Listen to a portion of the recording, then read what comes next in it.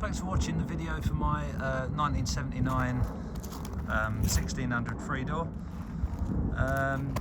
Yeah, I've had it for just over a year now. Not done a huge amount to it.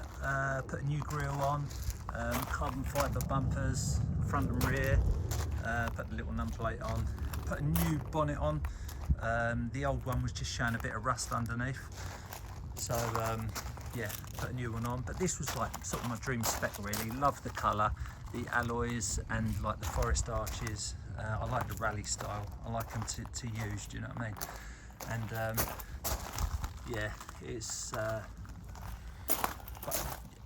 just like, it's got a 1600 crossflow in it, and it's just, you know, I want a bit more power. I bought a brand new, never been in a car before, ST170 engine for it, but we just can't get round to it. It was supposed to have been a winter project, and it's just not going to happen. So yeah, thought test the market, see how it goes. Yeah, so you've got disc brakes all round. The front ones, you know, if you upgrade the engine, if you end up going for the engine, they'll want beefier brakes on the front, but the rears are wheel widths, they're decent. Coilovers all round. Yeah, so no leaf springs at the back, fuel tank in the boot, battery in the boot, twin 40s as it is, hydraulic handbrake, all adjustable seats obviously, with racing belts. It's got 4-speed, so it's 4-speed box. I do have a Type 9 5-speed, which I'm happy to you know, give it with a car. And I've got the a brand new ST170 engine with almost all of the bits for the conversion. I'll list that. You know, that is available by negotiation. But yeah, happy to talk to anyone about that. I'll put my number on there. Yeah, carbon rear spoiler as well, carbon rear bumper. Your little crack in the lens there.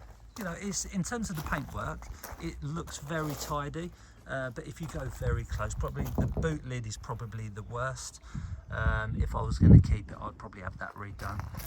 And when I say that, it's just, I don't know, if you look really carefully, you can see some sort of like scratch lines under the paint, you know, where they didn't prep it properly. You know, it's not the best paint job. It looks very tidy, and you'll be happy, you know, turn up to any show and people just love the car. But you know, it's been done probably in someone's garage rather than a top paint shop. Yeah, all looks tidy. I'll tell you what I do. I'll actually go to my friend's garage in a minute, get it up on the ramp. Yeah, so that you can see underneath properly. Do a quick one here anyway. It's all in great condition under there, you know. I think it was painted and built about 5 or 6 years ago. It wasn't really used. I bought it last year already done, and I've only done those little bits to it. Yeah, any questions? No rust under the bonnet, perfect bonnet. It runs lovely.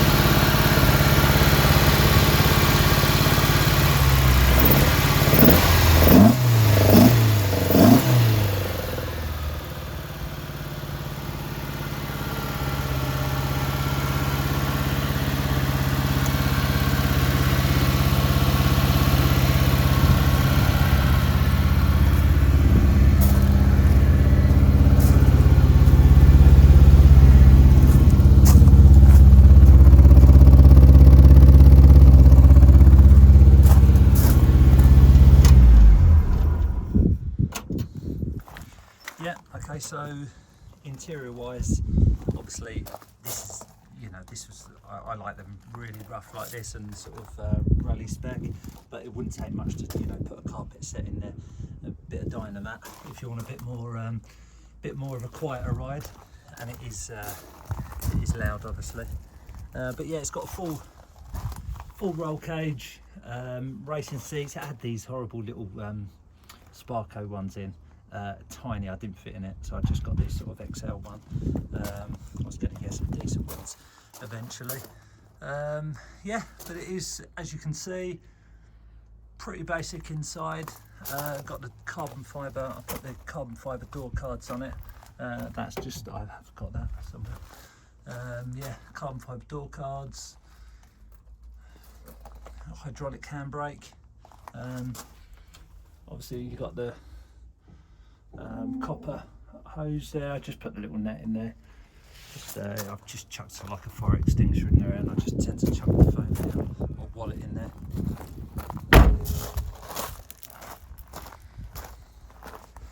Battery in the back, proper alloy fuel tank in the back, and then this is the usual fuel fillers covered over. Looks nice, you know. It sort of hints that it's quite different without being so over the top. Twin fault is obviously, I did quite a bit of, I got a really good mechanic, the guy who was going to do the engine for me, the new engine, to absolutely go over this nut and bolt, check everything, torque everything, new gasket sets in there, new master cylinder. He just went over it really last year when I got it. But yeah.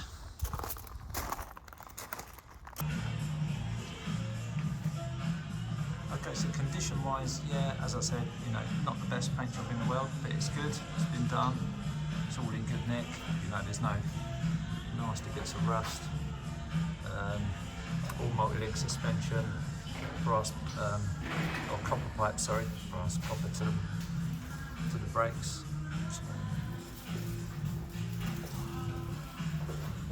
I'll go down on one side and back up on the other. You know, there's some chips there off the paint. Some bits of the paint is actually that's coming off.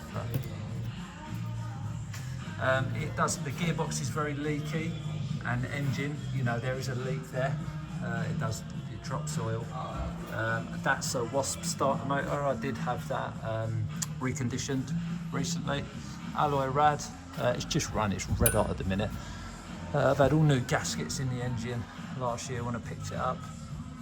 You can see I've had all the bolts and nuts and tools. Just got a way to use it. All rose joint suspension. Well cut cross member.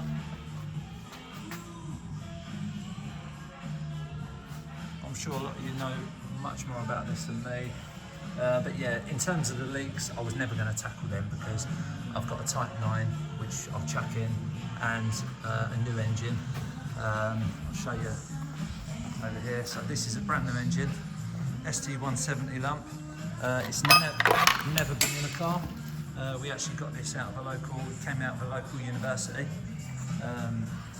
They bought it a number of years ago for an engineering project, and they never actually put it in a car. So yeah, so that's brand new. I know you used to be able to buy these a while ago from Ford. I've got a big box of bits there, almost all of the conversion. It's got the sump, the water pump and everything, all from Performance Ford. Sorry, Retro Ford. You can see it on there. Yeah, and there's a whole box of goodies there. Yeah. This is available obviously by negotiation, but I'm not going to be taking offers on the car and then throwing this in with it as well. If anything, I'll just sell this separately. I've already had a lot of offers for it. But yeah, if you do have any questions, thanks for watching. Please get in touch. Thanks very much.